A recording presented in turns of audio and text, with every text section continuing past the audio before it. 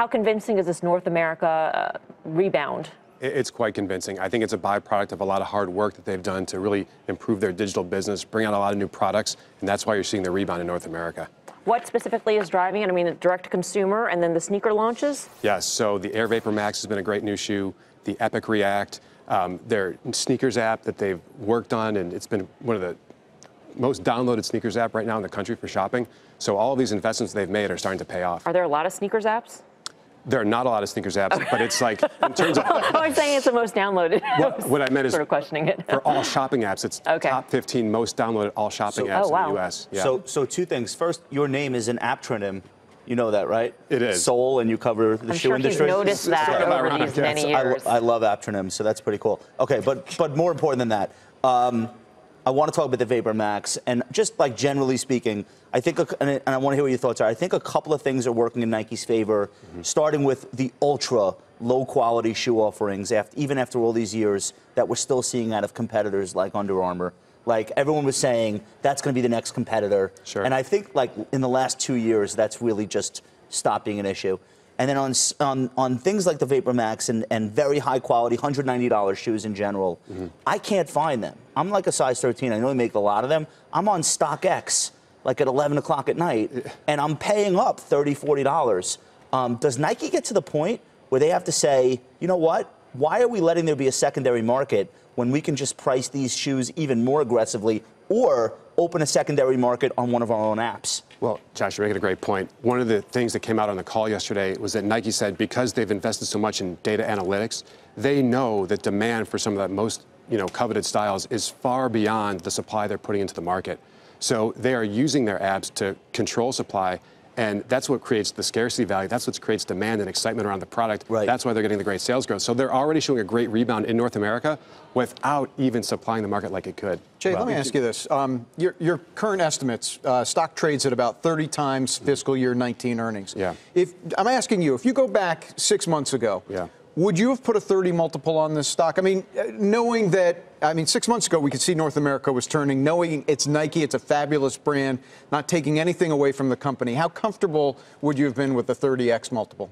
Well, Jim, 30 is high, but this is what's changed that makes the stock move today. This is what makes it happen. Nike put out a target of $50 billion in sales by fiscal 20. Basically, over the last 2 years, nobody thought they could get even to $40 billion. Today, after what we heard last night, now people realize it's a lot more possible than they thought before. So when you start to project out, next 3 or 4 years that they can get to that $50 billion, that's what makes the multiple rise. That's why the move today is justified. Is Adidas losing to Nike's strength?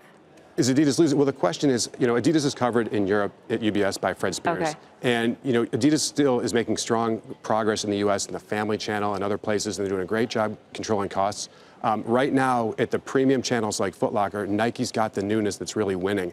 And that's one reason that, people are so bullish on Nike right now. Jay, one of the things I thought was missing from the call was Amazon. They kind of brushed over that partnership pretty quickly, saying, yeah, it's a new partnership. Any insight into what's going on with that? Well, I think Nike's taking their time to make sure when they go on Amazon in a big way, it's going to be in a way that's very accretive to their brand. So they're great on Tmall, Zalando. They've obviously figured out how to do pure play online retail. I think it's just going to take a little bit more time for them to get Amazon, Yeah, it's not a big. It's not a big may solve splash. your problem with the size 13s, Jeff. Yes. No, it doesn't. Believe me, it doesn't. I tried. So they did not make a big splash on Amazon. I totally agree with you, JJ. And it looks like the first phase was let's just clean up what's there, because when you visit Under Armour on Amazon, it's gorgeous, right? And it looks like the company's very involved. And when you used to go to Nike stuff on Amazon, it was counterfeits. It was everything was coming from China. It was shoes from 3 years ago. So that's all gone. Yeah. So now it's a question of when do they really make a big splash there? I totally agree. Could move the needle, Amazon. You saw Nike's inventory was only up 4% in the quarter. That lets you know they're cleaning up a lot of inventory. Our UBS Evidence Lab data shows the promotional breadth, the percent of products on sale overall in the U.S. is down from 60% last year to about 45%. What does Foot Locker say to Nike about if and when they make a big splash on Amazon? Do they lower them on the shelf and put Adidas up, or what's the reaction there? Well, Foot Locker wouldn't be concerned about Amazon because Amazon's going to get a different type of product, a more average price point product. The concern for Foot Locker is the sneakers app and all of the distribution that Nike is direct for that high price shoe that you're talking about. Well, I thought the other interesting thing from the earnings call was them talking about going after women's clothing, while at the same time you have Lululemon talking about going after men's clothing. How do you see that kind of battle playing out? Well, you know, when it comes to serving the athlete, Nike is the brand that really can connect with women athletes. And, you know, Lululemon's more of a yoga brand. It has a style aspect to it. So they're sort of going after different things. But right now, Nike is actually the biggest women's apparel brand in the U.S. So they're very strong and getting stronger. Is this your top pick in your universe? Well, we actually like Nordstrom. We have high upside to price target for Nordstrom compared to the other stocks that we cover. You know, there's an analyst day coming up on July 10th. We think can be a really strong catalyst. So that's our top pick. But, you know, Nike is a blue chip stock, and it's, you know, obviously a strong. Are you concerned at all about the executive departures of late? Well, you know what's interesting? We did a UBS Evidence Lab study of Glassdoor, which is a great website where employees of companies are commenting.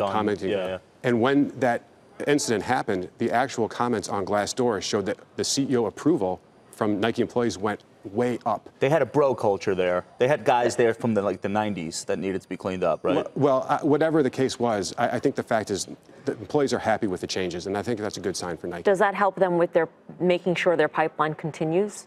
I mean, if we take a look at the gaps right now that exist because executives have departed, are there any? I mean, because Glassdoor is great, and if employees feel better, that's great, but does it help with the pipeline? Does it help with their business prospects later on? Well, Nike has such a deep bench of talent. I mean, it's one of the most desirable places to work if you're an apparel and footwear person.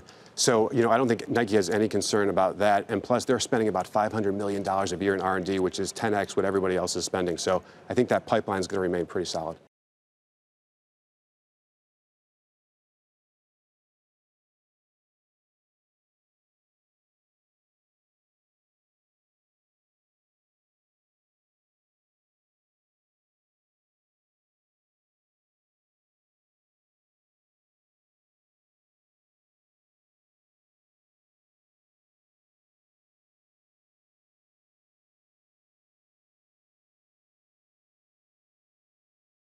Hey there, thanks for checking out CNBC on YouTube. Be sure to subscribe to stay up to date on all of the day's biggest stories. You can also click on any of the videos around me to watch the latest from CNBC.